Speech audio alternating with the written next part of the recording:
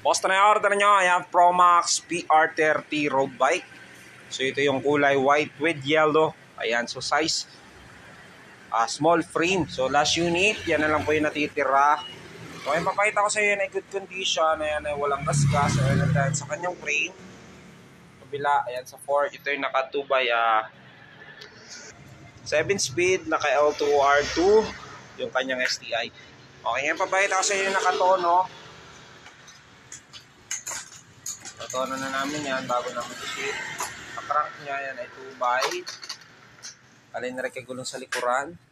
Ganoon din dito sa harapan. Wala lugang headset. Ganoon din yung kanyang crank. Bali mga i-remove ko, seat post pedal, drop bar, tsaka ng gulong. Ayan ay quick release naman po yan. Okay, so mamaya po mag-update ako pag nakabalot na yun po yung Promax PR30 natin road bike with 5 release. Order nyo, ayan, Mountain Peak Explore 2029er. Yan, so ito papunta ng Davao de Oro.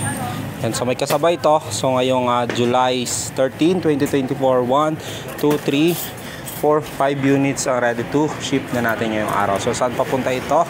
So Gent Aero papunta ng Pampanga, Gent 104 papunta ng Zamboanga del Sur, Gent 105 papunta ng Laguna, Lumban, Laguna. Ito yung mga Pixie, no?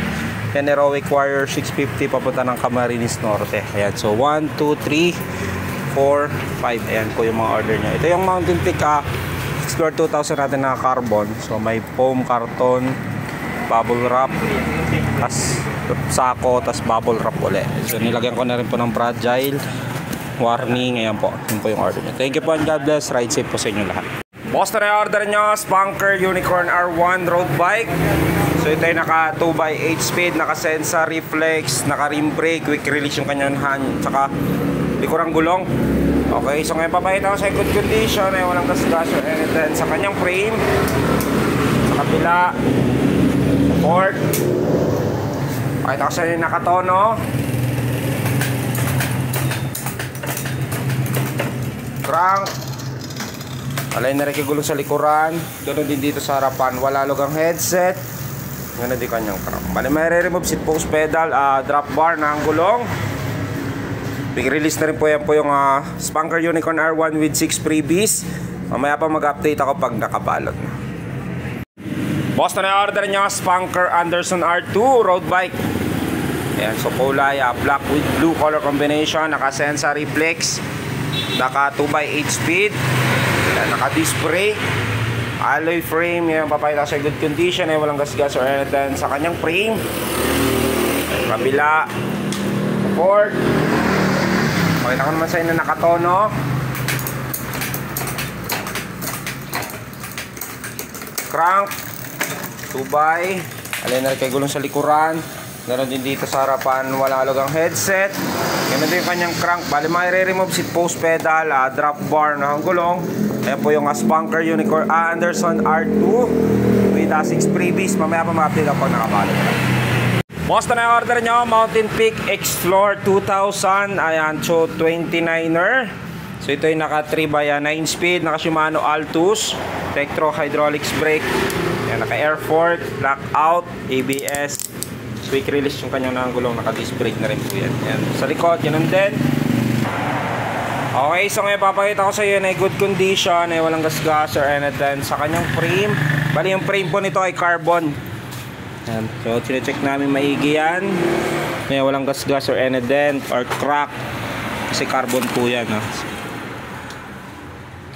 Ayan.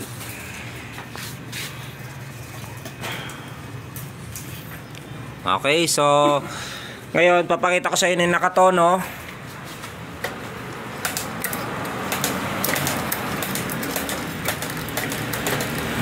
Crank niya 3x. Liner kay gulong sa likuran. Ganon din dito sa harapan, wala lugang headset. Ganon din yung kanyang crank. Bali may re-remove seat post pedal, handlebar na hanggulong, quick release na rin po yan. Ayan po yung Mountain Peak Explorer 2000 natin, 29er carbon frame with 6 freebies. Mamaya pa mag-update ako pag nakabalot na. Boss na order nyo, Heroic Warrior 650 27.5. Ito yung naka 1x10 speed, L2A7, naka nut hydraulics brake, lockout for quick release yung kanyang nang gulong. Ganon din dito sa likuran. Ayan, matte black color with red. Ayan, ngayon papayta ko sa good condition, walang gasgas or anything sa kanyang frame. Kabila, at sa fork. Pakita ko sa inyo nakatono.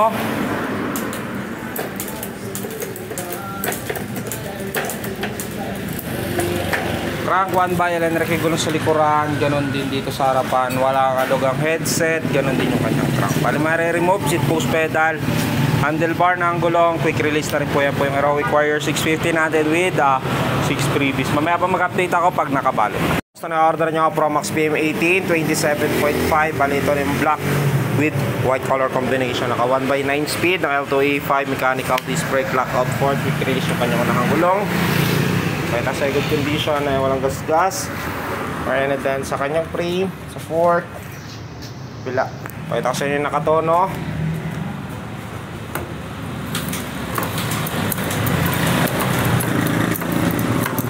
Crank 1 by, alay na rin kayo gulong sa likuran. Ganon din dito sa harapan. Wala lugang headset. Ganon din kanyang crank. Bali may re-remove si post pedal, handlebar na ang gulong. Quick release na rin po yan po yung Pro Max PM18 natin. 27.5 with 5 freebies. Mamaya pa mag-update ako pag nakabalo. Basta na order nyo, ayan, Pro Max PR30 road bike. So ito yung kulay white with yellow. Ayan, so size small frame. So last unit, yan na lang po yung natitira. So ayan, papakita ko sa iyo na good condition. Ayan, ay walang gasgas. Ayan, sa kanyang frame. Kabila, ayan sa fork. Ito yung naka 2 by 7 speed, naka L2R2 yung kanyang STI. Okay, ngayon papakita ko sa inyo nakatono. Natono na namin yan bago namin i-ship. Ang crank niya yan ay 2 by. Alay na rin kay gulong sa likuran. Ganoon din dito sa harapan. Wala lugang headset. Ganoon din yung kanyang crank. Bali mga re-remove ko, seat post pedal, drop bar, tsaka ng gulong. Ayan ay quick release naman po yan. Okay, so mamaya po mag-update ako pag nakabalot na yun po yung Pro Max PR30 natin road bike with 5 freebies. Basta na order nyo, Pro Max PR30 road bike. Ayan, so kung mapapansin nyo, nakabalot na naman ko para maiwasan yung gasgas. Sa panakasya papunta sa inyo, bali remove lang kanya ng gulong. Ayan, hand drop bar, seat post pedal, yung skiver.